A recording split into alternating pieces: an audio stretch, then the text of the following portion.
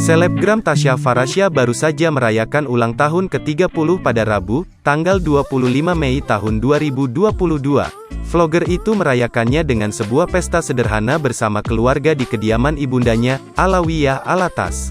Perayaan ulang tahun ini terbilang unik karena dirayakan bersamaan dengan anggota keluarga lain, selain Tasya, saudari kembarnya yang bernama Tasyi Atasya dan kakak perempuan mereka, Sally Salafia, juga berulang tahun.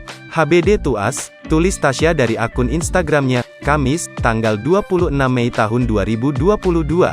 Tasya pun membagikan potret keseruan ulang tahunnya. Selain dihadiri anggota keluarga, acara dengan tema utama warna pink ini juga diramaikan teman-teman terdekatnya. Dalam foto lainnya, Tasya memamerkan sejumlah kado yang didapatnya di hari bahagianya itu. Merek-merek tas ternama mulai dari Hermes, Bottega, hingga Chanel tampak dijejerkan di belakang Tasya.